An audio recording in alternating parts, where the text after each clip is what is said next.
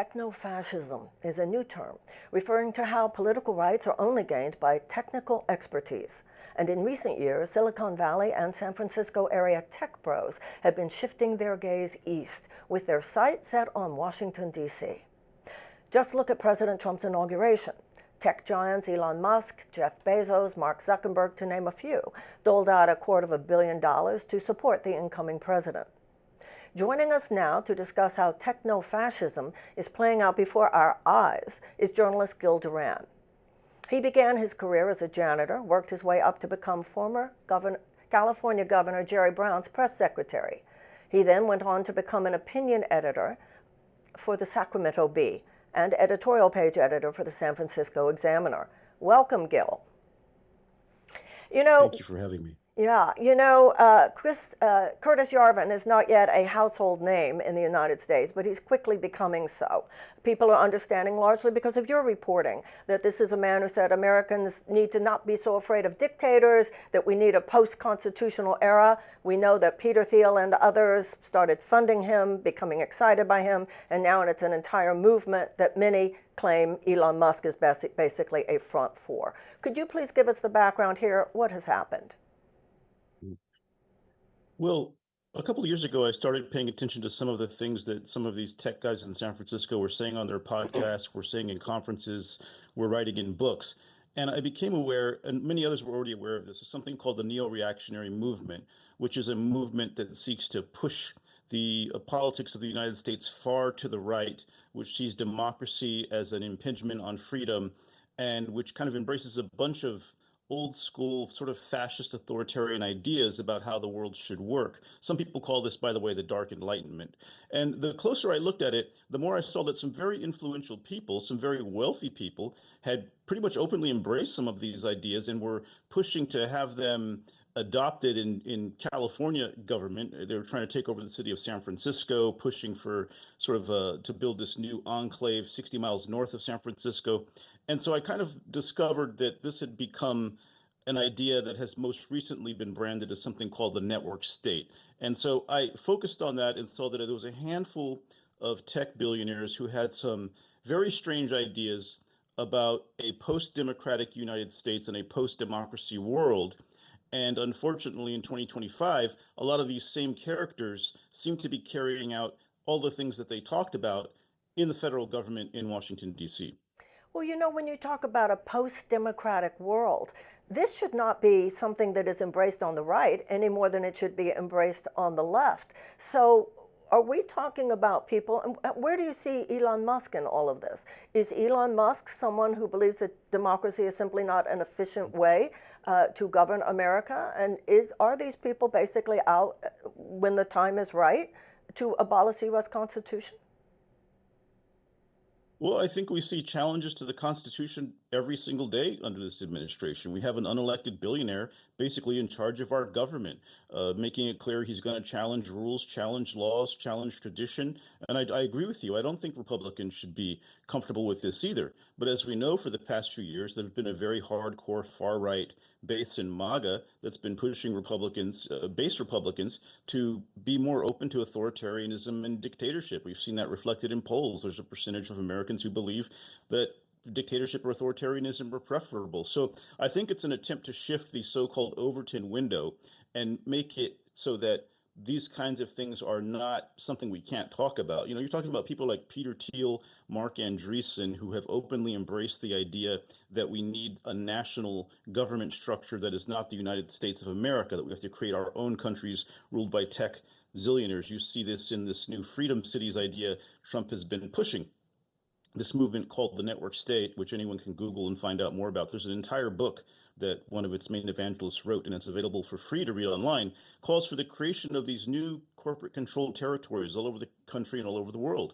Well, that's what Trump's talking about when he says so-called freedom cities, which I think would be better described as fascist cities. And in addition, they're trying to build these things all over the world. Sam Altman, Mark Andreessen, Peter Thiel are investors in something called Praxis, which is trying to build a post nation state country somewhere in the Mediterranean or maybe the CEO says in Greenland. So I would urge people to pay closer attention to this stuff. I know it sounds really weird and kind of conspiratorial, but you're dealing with some very weird, very rich people, and they currently have their fingers around the throat of the American government. It sounds exciting to me. I want to live on a platform in the middle of the ocean designed by smart tech people. Look, I've met a lot of the people you're referring to. I've met Curtis Yarvin before.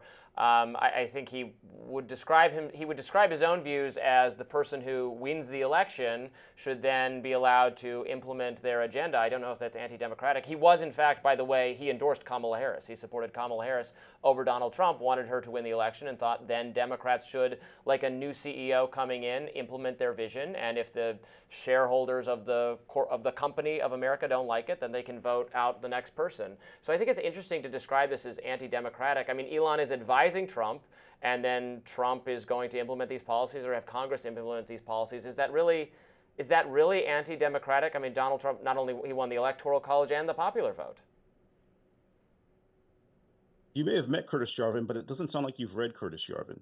Curtis Yarvin literally said if Americans want to change their government, they need to get over their dictator phobia. So I would encourage you to read that before you try to debate me on this. Is it true that Curtis There's Yarvin... a lot he's written since 2005. I mean, I have read him, I've met him, I've talked with him. He thinks that, yes, the president should implement their vision and should not be hamstrung by the permanent federal bureaucracy that is itself not democratically elected whatsoever.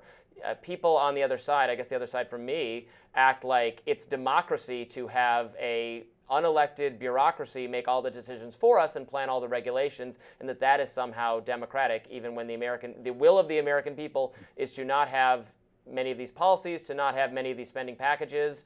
But it's contrary to democracy to have the actual person elected by the people clean some of that out. Well, the people also elect Congress and the Senate to work with the White House and with the Supreme Court in a very careful balance of powers to make these determinations. They don't hire one president to be a dictator and install a CEO to start gutting the government that's been built over generations and generations of American history. So again, I would encourage you to spend a little more time with the works of Yarvin before you try to debate whether he's saying what he's very clearly saying, what even he doesn't dispute he's saying. Yeah, I mean, that's all I can really say. This is not really a debate. Do you believe that the things that are going on right now are part of the plan that they have been articulating for years now? Do you think it's going well in their mind? And what do you see happening coming up in the months and years ahead? Well, it does seem to be all the stuff they're talking about. Look, I'm a rational, reasonable guy. Maybe it's all a coincidence that they've been talking about doing this stuff, gutting the government, purging a bureaucracy of pro-democracy people, making sure that everyone in the government is loyal only to the president, not to the law, not to the any other factors. But it seems that there's some dissent and some tension because Curtis Yarvin seems very upset. He thinks Elon's chaos is going to blow the whole thing. He wrote a very long essay last week on Substack where he basically said he thinks that it's not going well and it's going to be a bad deal. And in addition to that, you have Steve Bannon attacking Musk. And you have others who are kind of, there's a guy named John Robb, who's a military analyst who writes about this stuff. And he basically thinks it's going to devolve into chaos. Elon's moving too fast and the American people didn't vote for this. So I don't think it's going too well. But again, I don't underestimate these guys. They have a tremendous amount of money and they seem extremely dedicated to getting this done. You know, a lot of people think this is about money or regulations, but look at how the market is tanking. Look at how Tesla is tanking. Clearly, these guys don't care about the money. They're after something else, and that's power. And the destruction of American democracy as we know it. They don't find it efficient. So thank you very much, Gil. You're someone who is informing us and educating us, and I know I will continue to read you and listen to you, and I think many more people will be. Thank you so much for being with us. Thank you both for having me. Next up, Trump is appearing to buy a Tesla himself. We will discuss. Stay tuned.